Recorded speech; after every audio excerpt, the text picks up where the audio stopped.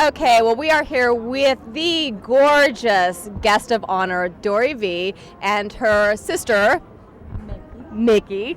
I just want to reiterate that tonight has been a night with a theme of never give up.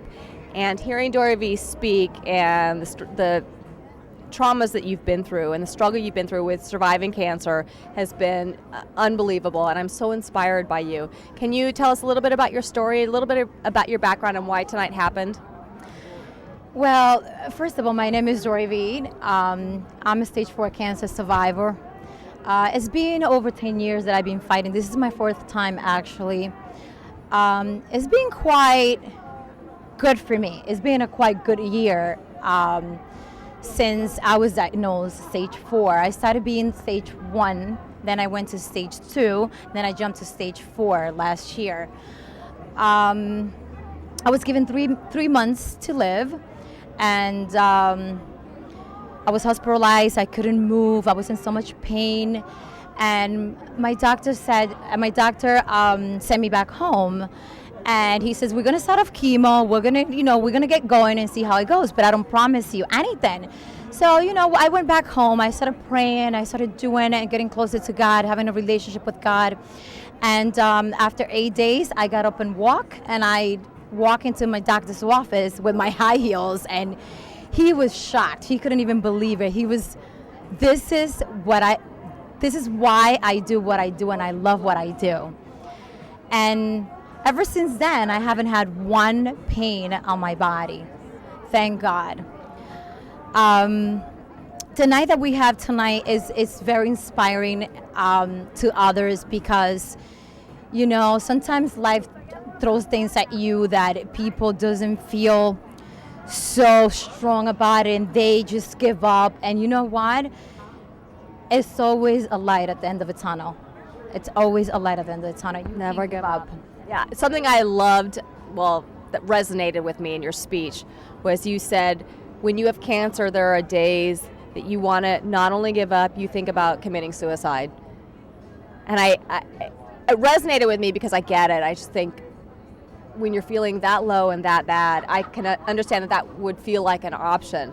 But then you said it just became a non-option, and I'm just going to keep fighting. How difficult has it been for you to keep persevering and shut those voices off that tell you just to give up? What really, really got me to where I am is my relationship with God. I got very close to God and very strong. My faith got very, very strong, and I do believe that I'm here for a reason and God has a better plan for me. Because it's being my 4th time and I'm still here. So there is a reason. And the reason that it is for me to help other people through my story. And that's what I feel that I was born to do. And that's what I'm doing. I think so. And Alex was telling us, the host of this event, of Society's Choice, was telling us that he threw a party for you before to motivate you and said, okay, well, we're going to host the next one because you'll be here and you're going to be in great health. And sure enough, here you are. And then tonight he said, and then next year come back because we'll be celebrating Dorivee's survival and recovery, right? Yeah, it does feel very good to have so many people, so many beautiful people around you. It makes me feel like I said it last year, I felt that I was healed already just by being surrounded so many beautiful people, so much support, so much love from every point, every angle that I went home and I was fine, I was just Isn't that fine. amazing? It stood with me until today, and today stay with me until the following year. And that's what it takes, maybe love. And now, speaking of love, you have your beautiful sister here, Mickey. How difficult has it been to watch her go through the recovery process and dealing with cancer? The very first time that she was diagnosed with stage 4, I actually fell into depression. I was like, I was telling my mom, I'd rather die before she does. Like, I don't want to lose her. I can't lose her. I already lost a brother once, and I don't think I can live, without this one here. And your role in this is just as crucial and just as critical as all of this. And as her, recovery process, yours is just as critical. Do you feel that? I think this is the hardest. You know, she's going through, you know, the chemo and stuff is painful. I feel it, even though she thinks that oh, you guys are not the ones going through chemo. But trust me, every day I go to work and I'm thinking about her. Is she doing okay? I can't, you know, it's hard to have that in the family. Like at times I'm the one getting pissed off. Like, why can this thing go away? Why does it keep coming back? And she's the happy one here. Like, oh yeah, whatever, let's go to the doctor and they'll just give me something to. You must feel very helpless to watch this, someone you love, and you can't step in and fight it for her. It's really hard. What would you suggest to other family members out there who are helping loved ones go through cancer and something, you know, similar to this? The only thing I can really say is to stay positive. I mean, I learned my lesson. I've always been negative, but with Doris, you know, it's she's an inspiration to me, and so like having her around is like, okay, you know, everything's gonna be well. I see her walking around, a walking miracle, I have to say, and it's just, it gives me strength that she's gonna be all right, that other people could do it too, just like she could, you know. So what's the latest prognosis with you? The latest prognosis is it came back in my pelvis, but they doing this treatment called Explora, which is like chemo pills. It's so easy. I wish I can stay on this for the rest of my life, meaning like no pain. Yes, it's like the only thing that I really get after that I take it, it's like a little out of breath, but then I'm fine. Then I can go to the gym, I can do my walk, I can cook, I can do everything I want. Not like the hard stuff. The hard stuff sent me to the hospital the first time they gave it to me. Yeah. So now they put me in this good stuff. So we hoping for the best, that this treatment works and I can enjoy this ride as long as, you know. And so that's where it lives right now. Yeah. Yeah. And that's treatable. Yeah. At this point. Yeah.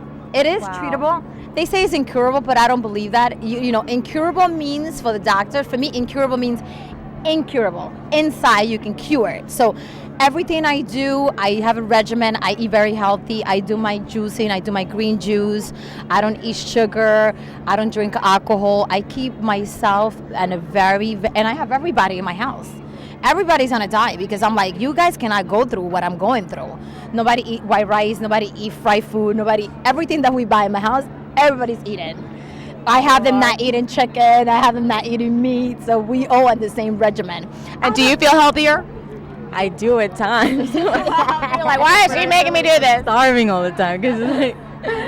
But I do feel that my family is being such a good support in my life, especially my mom and my sister. They my rock. You know, my rock. They get me up. They don't make anything big. You know, everything is so small. You can do it, get up, do it, you know, and they just give you that push. And it's like, you know, I got to do it. To look at my mother's face, on her face, and everybody in my family is like, if I'm not doing it for me, I got to do it for them. Because it's like, you see everybody and everybody look at each other, and I'm like, I got to do it. And I just get up and do it. So what would you say to someone that was down on their luck, maybe they lost their job, they're not feeling great, they feel like they're just going to go settle and get a job at a 7-Eleven, and they're really just not feeling good about themselves? What encouragement would you give to someone who's not feeling great in their station in life right now? You know, I always say, and even more now with everything that I have gone through, is that everything has a positive side to it. I never look at things on the bad side. I always believe if you lost a job, it's because God is going to open another window for you. And you got to take that opportunity, and you got to be able to receive it, and you got to be able to see it. If you keep yourself negative, this window, it's open, and you're not even going to see it open. You know what I mean? Someone else just said that to me tonight. You're not even going to see it open because you're so negative, concentrate on the negative, that the positive is in your face, and it's just going to go right through you. And the universe really works for you that way, doesn't it? Yes. Well, I want to thank you so much for allowing us to come into your beautiful party, for being in your presence. I feel honored, and thank you so much for bestowing your love upon her, because that's really what it takes. Yeah, so you are beautiful. And I know you're done with this C thing. You're done. I mean, you're done. It's over. Forget It's it. done. Your attitude just it can't. doesn't exist. No, you're so that beautiful. word in my house doesn't exist. We don't say nothing. No. We say, well, you're going through a little relapse. It's okay. You'll be fine. That's it. You're like a cold in my house. Right, The right. sea would turn it into a cold. Look at all the love. Look at all the love that you have here. And the Rhyme Impersonator Show would like to show our support for Dorivee and just express our gratitude for her and well wishes for you. Thank you. Yeah. Best of luck. Never give up. Never give up. Never give up. Rhyme Impersonator Show. She can do it. Absolutely. What you got is child's play, really. Thank you. Cause baby tonight, it's time to go crazy. Get up off the wall, no sitting down being lazy. Cause baby tonight, don't stress what the day be. The dance floor is calling and the answer is you and me. So sing it tonight. And front to back say ayo. You know me like say ayo. I'm start to like say ayo. Here's the plan. Tonight you be my girl, I'll be your man. Just for the night though.